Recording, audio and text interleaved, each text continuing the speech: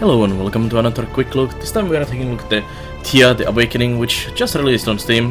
As you can see from the button, it's a early access version, so there's going to be bugs, typos and all kinds of weirdness going on. Although what I played at the game, it was fairly polished already, and I was kind of surprised compared to many other early access games how nicely it worked. Even though, as I mentioned, there is a lot of typos, because the game features a lot of text, and it's natural to have some typos here and there. But anyways, so Thea the Awakening is by MuHa games, and the game is kind of as many other games I've recently actually done a quick look at and played. It's a strange combination of different games, and Thea is a bit of a 4X game. It's a bit of a card game and a bit of a kind of RPG exploration game. It's a kind of awesome combo, and it's a heavily featuring, as you can see from the menu here already, that's featuring very heavily this Slavic mythology, which actually has been really intriguing and interesting to me. But let's start a new game and jump in here. Yes, it's fine. Just a summary of my previous game. There we go. So up here you have your gods, or your characters basically, as you play, which you play in the game. So here's Veles and Mokosh, that are the initial characters you have. And then you have these additional characters that you can unlock by doing other things, like reach level 3 on any god to unlock random another god, these ones. Then you have finish the game by completing the main quest. You get Lada and Perun by unlocking everything else. And each of the gods have their own progression, so as you play them, they gain experience, which unlocks new bonuses for them. At the moment we just have level 1s on both these guys. So this one gives you some bonus armor, and this will give you additional human sage in your village. And there's some lore about these guys. So Veles is the keeper of the underworld and guardian of the souls, and Mokosh is the Mother Earth. And also when you play these gods, you have an option of this gameplay option here. So there's village focus, warriors, gatherers, or craftsmen, and that affects also how you play the game. Of course, if you're playing, say, Mokosh, I guess as a Mother Earth, having gatherers would probably be beneficial, and just put all your eggs in that basket. So Perun is apparently the supreme ruler of the pantheon. And also you have the world size here, and there's quite many big different ones, from small to extreme size, just keeping it small, and then difficulty options, which are currently only normal, but I'm sure there's gonna be more as the early access progresses. Let's just jump in this as Mokosh. As I said, the game will feature a lot of text, which for this quick look I'm gonna quickly mostly skip and just peruse what's the main info about those, because otherwise this will take a long time. This is one of those games where it's kind of difficult to explain the whole game, like any 4X game or any of that strategy games like that, because there's just so much and it's so long. But anyways, here's the tutorial part. I'm just gonna skip it. This flying monkey ape kind of tells you what to do, and what do you need to get basically going. And as you complete the tutorial, you gain experience, and this is research, which you can use to unlock new things. So here's Ostoja, which is our village, and this is our explorer group here. We can go exploring. Here's the day cycle, or the day count, and you can see this daytime information, daytime, and it gets to nighttime and stuff like that. Up here is the goddess we have. This one allows us to see different resources. So if you have played 4X games like Civilization, you should be familiar with these resources, and you can exploit these with your city and with your exploration group. Up here we have our expedition, so this group here, we hide the information there. Our research points, our experience for leveling. Up here, down here we have research, open game log, which allows you to see all the quest log, basically, to see all the discussions you did with the tutorial guy and wherever you do different things. Down here, you go to the settlement, the Ostia. I'll show you the settlement in a second, and then you can cycle between your expeditions and end your turn. Let me show you the research here firstly. So this is the gathering research, and up here you have crafting and construction. So there's 3 different research trees in this, and basically in the gathering you get different materials, which are of course needed for crafting and building constructing these new buildings for your settlement. Like a pasture here is already done, and as you do events in the quest game and search locations and do battles, you gain experience and research points, which can be used then to unlock new things. Just unlocking the gathering information basically shows you the locations of that material on the world map. Like there's here amber, and if I click on the amber, it gives me 10 units of this resource, and it also reveals at least one place where it can be gathered. So let's confirm that for now. So there is now a location for amber there, which we could exploit. Let's jump into the settlement next. Here, so you can see your inventory here in the settlement, which you can use to swap items between your exploration group and your city. So as the exploration group goes around, it can actually form a camp and gather resources from well, those faraway locations. Like I could send the exploration group at the amber location and gather amber there, and then bring it back over here. You also have these, I guess there are heroes or your people, which you can swap between the city and the group. You want people both in the city and the group, or in the settlement, because some nasty events or enemies might hit your city, and then you need defenses. So let's go into the city here. So here's my manage, here's a new expedition and also equipment. So this is the city, this is the area around the city currently, and we have no settlement buildings at the moment. Nearby resources, we have coal in here, and we are growing the vegetables in the city. And here's your options that you can do. So gather, craft and construct. And we could start by gathering resources in here. So we can gather coal, which is used as a firewood basically, or for many crafting resources, as you can understand, doing iron and steel and whatever. And also vegetables is required for food. So you need food in your settlement and in your exploration group to basically not starve to death. And you need firewood to stay warm, which allows you to heal basically. So if you don't have enough firewood in your city, people will not heal their wounds, as wounds carry over from the battle.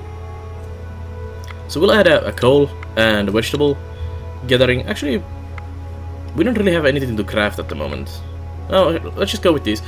You can add multiples of these, and you can also change the amount, how many times they will do those. There is an infinite option, which I'm gonna enable.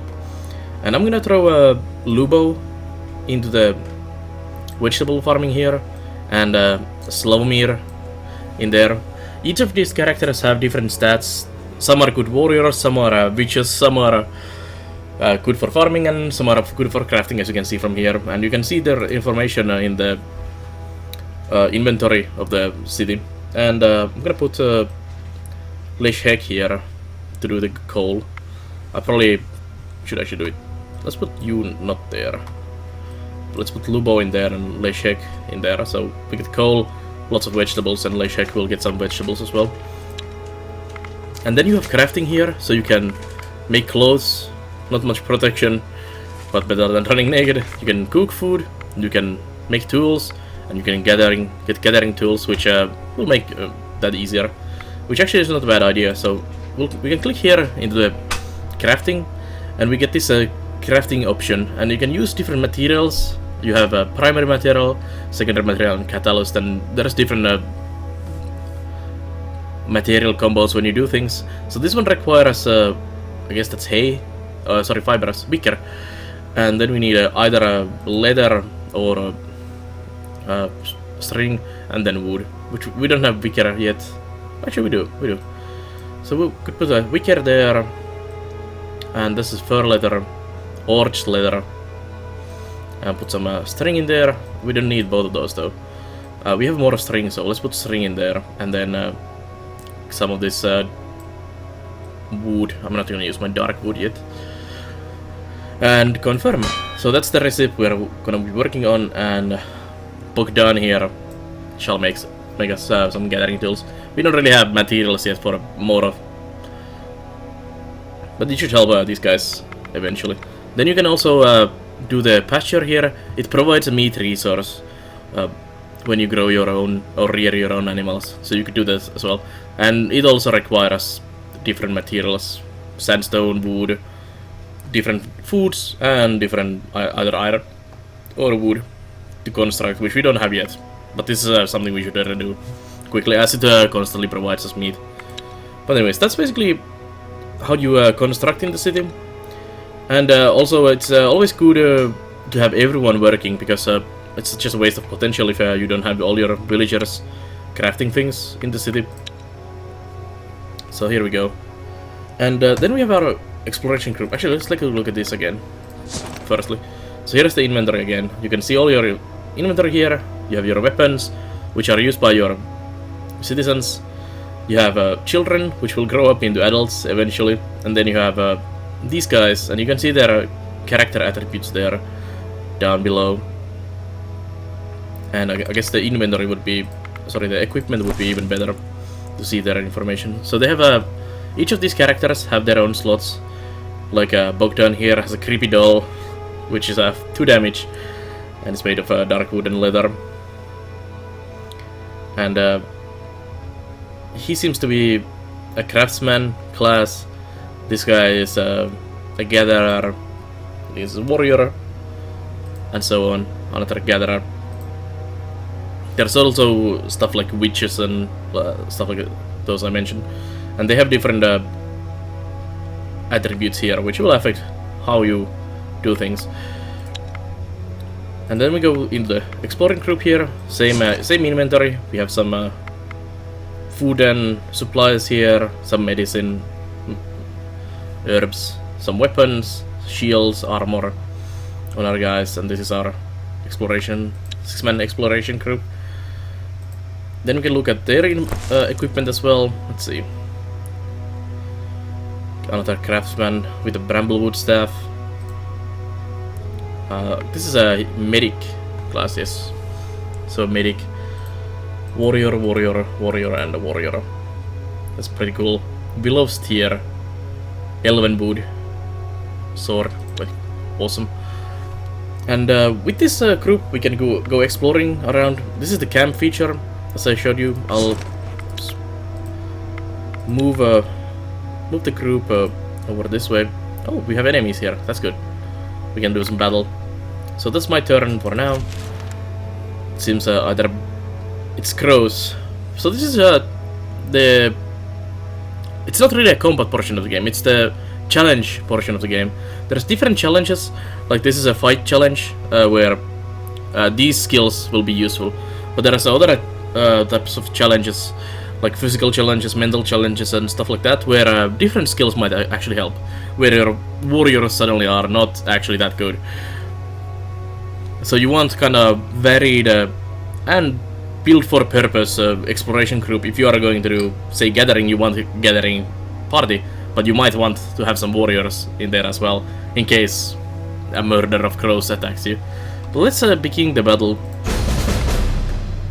And this is the card game portion of the game. As I mentioned, this is part card game.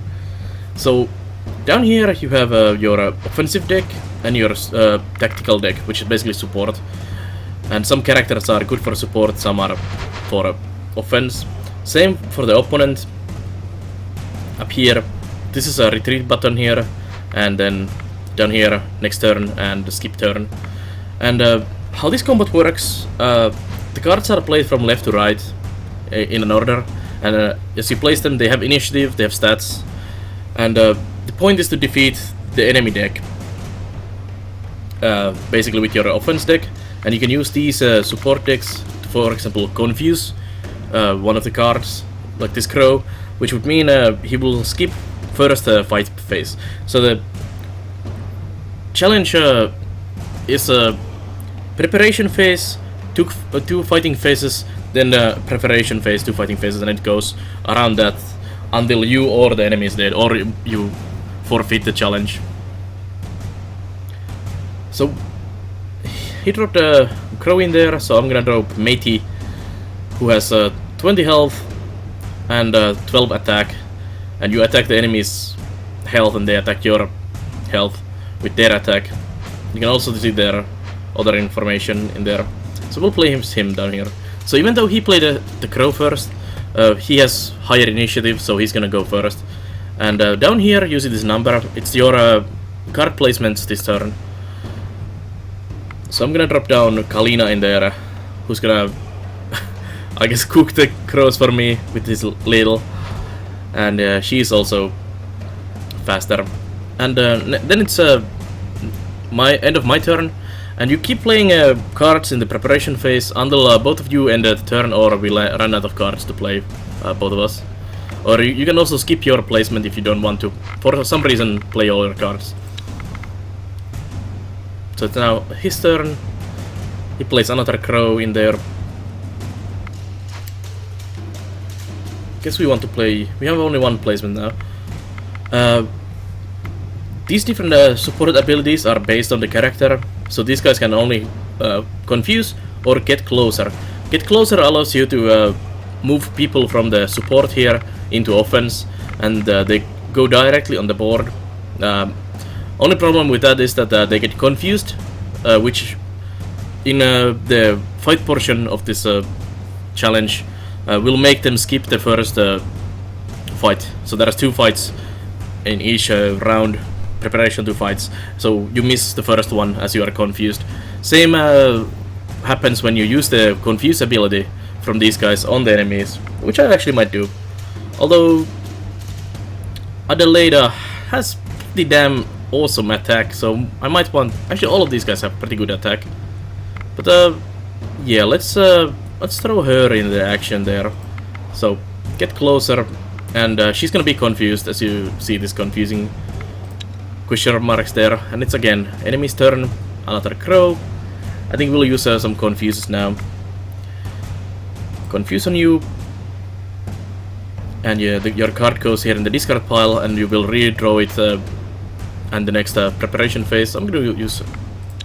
Well, I'm gonna give turn to the crows, and he actually used a counter tactic, which I removed one of my tactical cards for this round.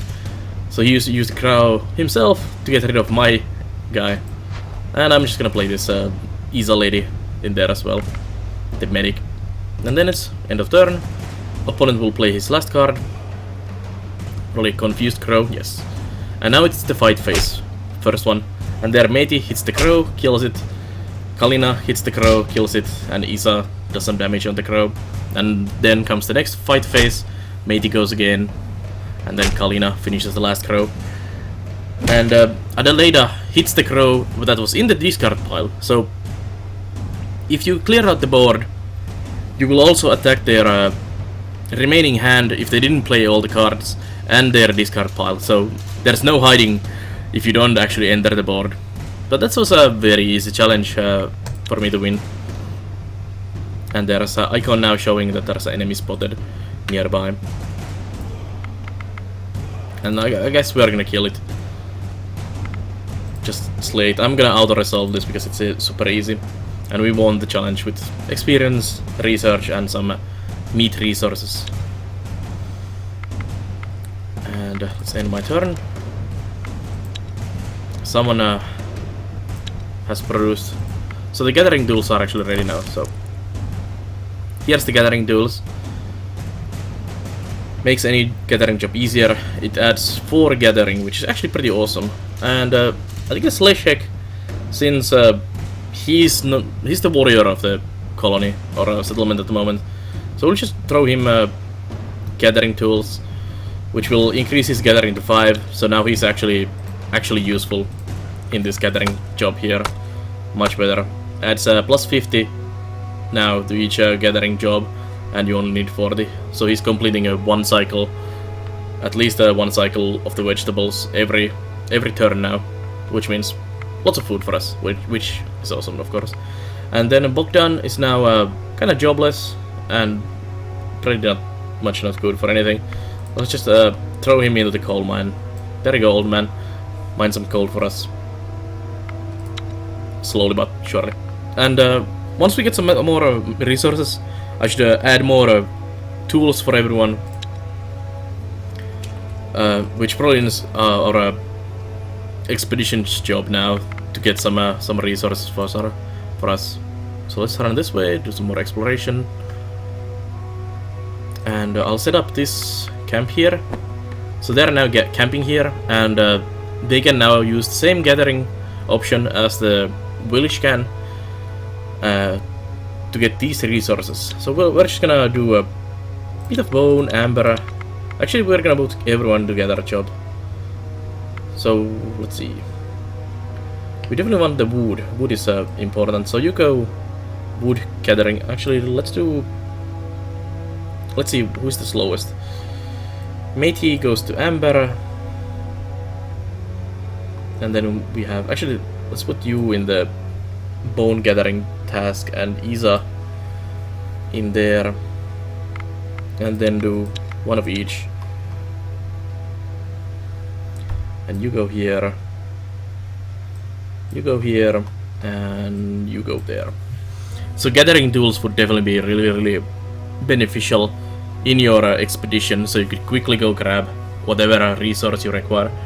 So you can see the turn count here, how much turns it takes for them to do the task.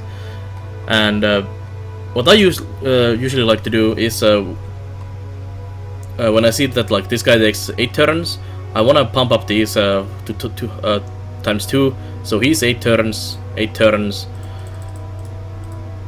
8 turns. Oops. 8 turns and 8 turns. So these all now complete at the same time. Of course, the other guys, like he will do 6 cycles, and he does 8 cycles of gathering until she's done. So this way, my gathering group or the expedition group will get all these materials at the same time, and we can just be out of there. And I'm just gonna park that expedition there now, and click some turns. So this is one of the events. As I said, there's a lot of text in the game, and this is where the text comes in. And it's these events that tell you about the lore of the game and happenings, and they're generally really awesome stuff. So this is one of my children growing up. As you saw earlier, we had 2 children in the city. So this is one of them growing into adulthood, and you can actually choose what the child will be. So you could do a warrior, you could do a worker, you could do a knowledge on him, so he's probably a craftsman or a witch or something. Or there's also, this kid dissected a frog. When they were only a wee person, it seems we might have a promising medic. So sometimes you have these extra options. As you can see, there's a couple options unavailable. I've seen like an option, like a kind of this event where I had like 8 options unavailable. But yeah, anyways, let's make him a medic. He seems to be awesome for that. So Vladislav is now in the adulthood and in the city, which means we have a 1 person now in the city who's not doing anything. I should have actually checked the information on him. So here's Vladislav, a medic, and gathering 3, medic 4, herbalism 1. Pretty decent. But as with all of these guys, you go gathering. Let's do more vegetables. There you go. Infinite vegetable farming for you. Good turn. I'm trying to wait and see if we can get another child crew up. You're gonna be a warrior for me. Sergey, the warrior. But Sergey, sadly, there's no warrior jobs available in the city, so down to the coal mines you go as well. Oh, Sergey actually has pretty good gathering. Nice. Oh, there you go. We should probably equip Sergey. If you have any extra weapons available, we have hammer. So Sergey, You get a stone warhammer. There you go. Defend the realm. Also, Vladislav, since you are a medic, you get a pitchfork or a short pike to defend the city. So we'll wait. So it's becoming a nighttime slowly, as you can see, and stuff happens during the night. Like billion enemies seem to be gathering on the other side of the river there. So here's one of the random events that happen. An unusual big and strange-looking black rooster was seen perusing your village barn. You suspect this may be a Cropsy, a domesticated field demon who can bring great fortune to its host. But beware, if it deems you to be a bad farmer, it may instead damage your crops or play nasty tricks. So you have all of these options with stuff like this. The world in this, the Thea, is a pretty dark place. Undeads are roaming the world tree has burned, and all kinds of fun stuff. And the main questline is kind of figuring out what the hell has happened to the world and how the hell do we fix that. And it's awesome stuff. I was really into the story immediately when I tried the game. It really brings into mind older games like King of the Dragon Pass, where you kind of have also the same. You have a village you take care of, you go exploring, you're with your people, you have this whole mythology going on. So this definitely has the same vibe and interest to me, and I really liked it because of that. So we're just gonna let's get the Cropsy in. It's just a demon, who cares? And the Cropsy seems to be happy with me and gave me a bunch of new food. And then just wait a bit more. It's another Cropsy. Please come in. Oh no, this Cropsy was not pleased with me. Diseased my stocks. Oh well, that happens every now and then.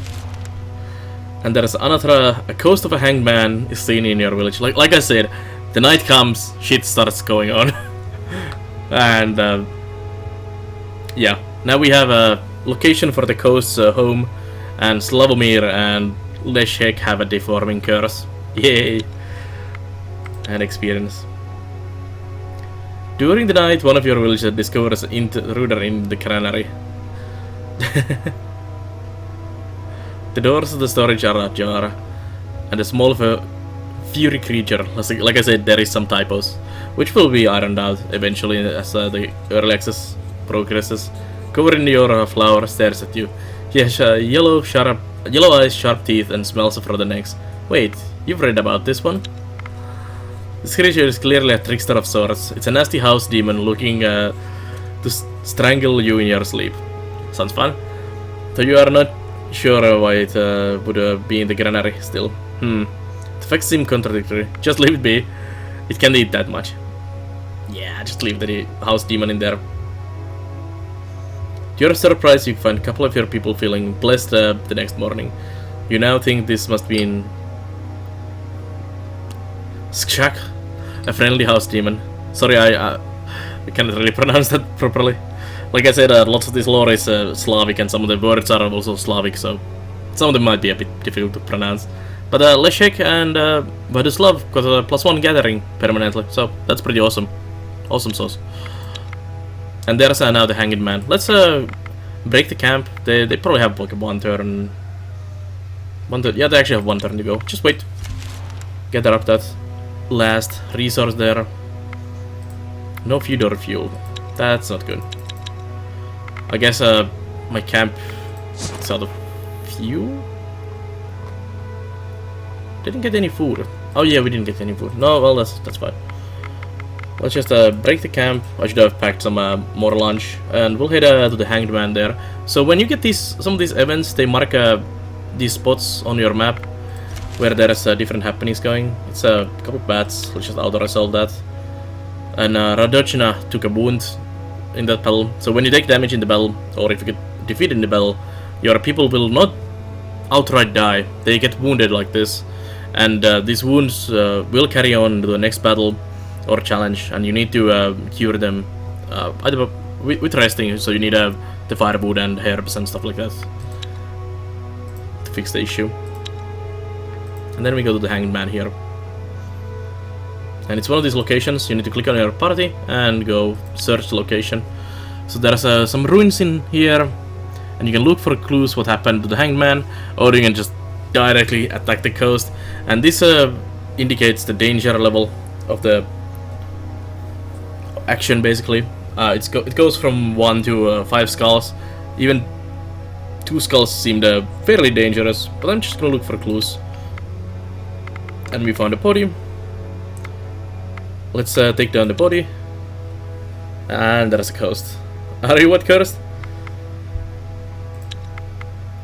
So yeah, I'm just gonna skip through this quickly. That's fine. Look for the diary. Read carefully. Check for other information. And we'll grab a map. And we've gained a Song of the Forest. And Radoshna is +1 log folklore. And let's lay the body to the rest as well. So that's one of those really awesome quests. And now the hanged man is back there, and we have to go back to the city to deal with that. Let's see the Song of the Forest. 6 range damage. Fabled Dryad Wood. That's awesome. So you have this quest, you go doing things, you gain materials, loot and stuff like that to your gathering party. But be careful going into some other locations because it's kind of painful. There's a bit of starvation because I just ignored the food.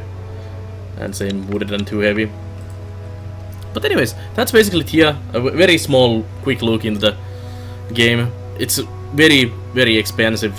And you have a lot of the world. Like, if you see, this is just a small world. But if I scroll around here, you can see that there's quite a lot of space already to explore around here and do things. So I highly recommend checking out this game. It is in early access, so it will have all those early access issues as usual. Some bugs, some typos and some issues. But I'm sure they'll get ironed out as they go. And as I said, this actually feels quite polished for an early access game compared to many other early access games. So there's lots to do in this already. But anyways, I think that's my quick look today. And if you like this quick look, check out my other quick looks and my let's plays on YouTube as well. And I have also a live stream on twitch.tv/Banar, where I do live streams every day of different strategy games, management games, building games. So take a look at that as well if you wanna hang out and check out games live with me. And come say hello. But anyways, I'll thank you again, and I'll see you guys on the next video. So bye bye.